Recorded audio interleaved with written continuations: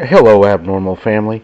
I didn't know if y'all would actually want a story for Christmas Eve or not, but I had it and I thought I'd put it out there. And if y'all wanted to listen to it, well, it may give you a scary story to listen to while you're wrapping presents tonight or driving around. So I got one to share with you, and if my allergies let me, we will get through this. My first hunt alone was when I was around 13 years old. I had previously gone with my best friend and his dad, but this time I wanted to try it by myself. My dad's old camouflage treehouse was still intact deep in the woods, and I used that until I was older. Nowadays, it has pretty much fallen out of the tree due to the lack of actually trying to take care of it, so I decided to make my own way of hunting. I had just turned 15 when I put my idea into action. I'd been playing a lot of Call of Duty lately. I still do this from day to day, and I was obsessed with the idea of a ghillie suit. For those of you that don't know what those are, it's basically a tactical form of camouflage used by military operators, mostly snipers, that are meant to disguise oneself completely by attaching various parts of the surrounding environment, such as leaves and grass or whatever was around the areas, to your body. It comes into play mostly when the user is laying down or hiding in a bush or small foliage. If you want to see one, just Google it. Anyhow, on to my story. I had managed to throw together a pretty good ghillie suit out of my dad's old hunting clothes and a bunch of leaves that I found outside. It was fall at the time, so dead leaves were my best bet of concealment. The present I've earned a nickname at school for my unique form of hunting, the Bush Boy. I was feeling so excited, imagining myself aiming my rifle at a large buck and bagging something great that day.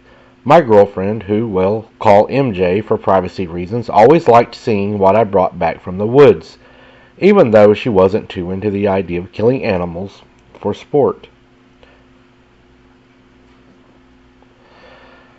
Deciding that evening or night would be the best environment to test my ghillie suit, I left my house at around 7:30 p.m. on a Saturday, a decision I now regret. I had brought my usual gear, my dad's old rifle with the thermal scope, the Glock G40 10mm that I had saved up for myself and my dad bought for me since I wasn't of the legal age to purchase it on my own. For those wondering why I have that, it's for in case and unfortunately don't get to kill in one shot with my rifle, I have to put the animal out of its misery at close range even if my prize ends up having a bullet hole through its head. I also brought my hunting knife, a shovel and a flashlight, and a small first aid kit. Now I'm a bit of a crazy guy and not afraid to get a little blood on my hands. I usually slice off only the heads of my kills and I skin them and collect the skulls. I don't believe in wasting any of the animal. I was walking into the woods to find a good spot to lay down. I FaceTimed MJ like I usually do before I really get into the zone. She picked up immediately and we had an interesting conversation about my new appearance. I fondly remember her repeating the phrase, "You look ridiculous," but hot at the same time. When I finally found a suitable spot to lay down, we hung up after many I love yous and I put my shovel and first aid kit up after many I love yous at a tree that I had marked with a neon pink ribbon so I wouldn't lose them if I got something, and I went over to do my work. Then I laid down on my stomach, rifle ready, and waited and waited and waited. By the time I looked at my watch, 3.5 hours had passed. I usually go home after 3 hours without anything showing up, but today I was determined to catch something by this beloved ghillie suit I'd spent so many hours making. At about 15 minutes later, luck found me. A huge buck came wandering out of the brush, around 20 yards away. It was unnaturally tall, I guess standing at around 5 feet, and looked quite disheveled, like it had not eaten in a long time. The weirdest part about it was its eyes. They were blank looking and milky. It sent a small shiver down my spine. However, I brushed off this odd phenomenon by assuming that it was blind. My eyes were only on the prize, the giant rack of antlers that sucker had on its head. but the fact that this deer may be blind made it even more likely that it used its ears to get around and avoid predators, and that any movement I made, even moving my foot in the leaves, would be enough to make it run off in panic. Recognizing this, I tried to be as still as possible while adjusting my position to get my crosshairs right on the heart. The buck was standing still as if a statue, making it slightly easier to aim exactly where I knew the heart would be. What was strange, however, was that my thermal scope appeared not to see it. The only way that it was possible is the deer wasn't giving off any body heat, which was physically impossible. Looking through the scope, it was like the buck was simply sort of like the trees and the bushes around it.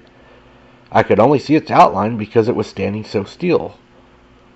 The forest, it had fell utterly quiet, and the silence. Making a mental note to see if there was anything wrong with my scope when I got home, I lined up my shot and pulled the trigger. The bullet hit the deer, dead in the spot I had been aiming for, and I saw a burst of scarlet come from it as the muzzle flash from my gun briefly lit up the almost pitch-black environment. I listened for the thud of the deer as it fell to the ground, screaming in pain, before I stood up and let out a cry of triumph. Even though my ghillie suit hadn't really been of any use since the buck was seemingly blind, I was still happy that I had managed to bag something this big. I turned on my flashlight and walked over to the tree where I left my other gear, where I now laid my rifle before taking out my hunting knife and twirling it around in my hand. Illuminating the spot where the deer had fallen, I noticed that I was still moving. Sighing and feeling disappointed about this trophy wouldn't be entirely intact when I finally claimed it, I pulled out my handgun and I turned the safety off before walking towards it, still the struggling deer, intending to end its suffering with a shot to the head. However, I stopped in my tracks as the bleeding animal suddenly went quiet, and it stood up, on two legs, like a person. I'm exactly 6 feet in height, and I'm one of the taller dudes at school, but this thing towered over me, standing at least 9 feet tall, and mind you, there was still about a 15-yard distance between me and the deer. Now looking closer, I observed that instead of hooves on its front legs, it had hands, human-like hands, that all ended in claws, stained with what appeared to be blood. I simply stood there looking at this thing, dumbfounded and terrified at the abomination that stood before me. I couldn't move. I was so scared. I thought I was dreaming and squeezed my eyes shut to try to make myself look again. But then the creature opened its mouth, revealing a set of huge, razor-sharp teeth. And it screeched. It was the most horrible noise I've ever heard in my entire life. It sounded like a combination of a younger woman screaming at the top of her lungs and a mountain lion's roar. I was still stuck where I stood and my eyes were wide open. Suddenly the thing fell back to all fours and started scuttling toward me like a spider, its body and head low to the ground. It was then that I was finally able to turn tail and sprint to the top speed back towards the familiar direction of my house, not caring that I was leaving my dad's precious rifle and other items behind. I'm pretty sure that if I ran that fast again, I could hear the monster right behind me. Still screeching its horrible screech, at one point I felt a sharp pain in my calf, but it didn't slow me down. Not one bit. I was running for my life. Thankfully, I spied the lights of my house through the trees, a small sense of relief flooding me. I flew across the empty backyard up to the porch and into the house and slammed the door so hard that the entire house shook. I rushed over to the window, ripped the curtains away, but there was nothing. The lights of the back porch illuminated an empty backyard. The deer was gone, vanished. Still, not convinced that I was safe, I hesitatively zoomed all over the house, locking every door and window, and triple checking that they were locked, one after the other. I found myself at the back door, but suddenly I heard a voice behind me. "You saw it, didn't you, son?" It was my dad. He was standing stock still on the stairs in his pajamas, staring right at me. Without blinking, adrenaline was still pumping through my veins. and I was still on high alert after thinking for a moment. I gave him no answer. No, no, what? I just startled by a grizzly. Yeah, a grizzly snuck up on me. I think I'm going to go to bed, though. I slowly walked up the stairs to go to my room, and my dad still standing there, unmoving and silent, watching me go up the stairs, until we couldn't see each other anymore. As I arrived in my room, a pleasant surprise awaited me. My girlfriend MJ was sitting on my bed, smiling at me. She started to ask if I had gotten anything. I told her I hadn't gotten anything. You saw it. What? You saw it? What did you see? No, no. What? I just startled by a grizzly. It snuck up on me. I must have fallen asleep or something. Because the next thing I remember was seeing my alarm clock reading 1 p.m. MJ had fallen asleep, her back against the head of my bed and her fingers still touching me. I gently sat up, and she woke up as well. She said I was rubbing your head. You were so sweaty and so shooken. You wasn't even making no sense. You were just mumbling something about a deer walking on 2 legs. I ran my hand through your hair and rubbed your shoulders and relaxed you, and you soon fell asleep. Sean, what's wrong? What happened last night? She took my hands and looked straight into my face. When she asked, I didn't know what to say. What was I supposed to say? Eventually, I ended up whispering, a monster. She didn't know what that meant, and I slowly told her the same story that I'm telling you now about what happened in those woods. About the thing that was not a deer. Thinking back on this, I remembered something. My ghillie suit, it had worked. The monster clearly had not been blind, but it had not seen me when I was laying on the ground. If I had not been wearing it, I probably would have died. I'm sure that you're thinking that this is where it ends, but I'm afraid that I had one more experience with the thing that chased me that night.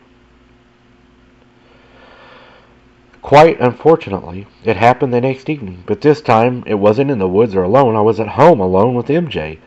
It was around 9 p.m. and my parents were out, likely at a party. MJ had stayed at my house for the day because she was still worried about me.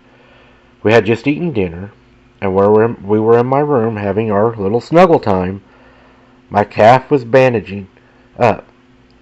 My calf was bandaged up, because it turned out that the monster had managed to land a hit on me during our high-speed chase back to the house. It was a single scratch mark, but thankfully, it was not bad. MJ and I turned out the lights and we went to bed, the sound of crickets and such lulling us to sleep. Around 15 minutes later, everything suddenly went quiet, like someone had pressed the mute button on the Earth's TV remote, the deathly silence that I now associated with the thing that was not a deer. MJ was asleep with her head on my chest, but I was very much awake. She must have woken up to the sound of my heart pounding. Skyrocketing above, I'm sure, 2,000 decibels as it sounded like in my ears, and she blindly, sleepily at me. Then I heard the soft tap, tap, tap at my room's window.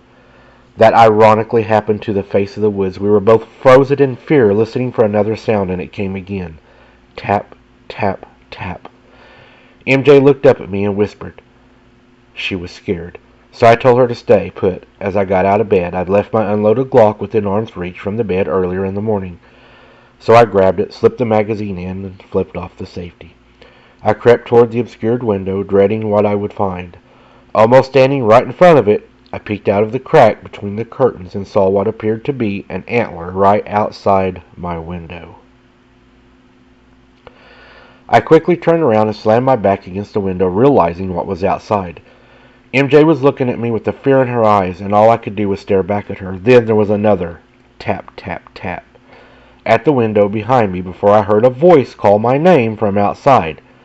It was MJ's voice. Sean, come outside. Sean. It's me, Sean. Come give me a kiss, Sean. By now I had regained my confidence and decided that I had to do something to protect myself and my girlfriend before the creature outside got into the house. So I turned around and I raised my gun. I could hear it at the window, but the only thing I could think was my gun was not going to stop it. So I pleaded out, Leave us alone in the power of Christ. Leave us alone in the power of Christ, as I said over and over. And as I looked at the window, the creature had vanished. I have not been back to those woods since that happened, but it has not been back to the house since I used the power of Christ over it.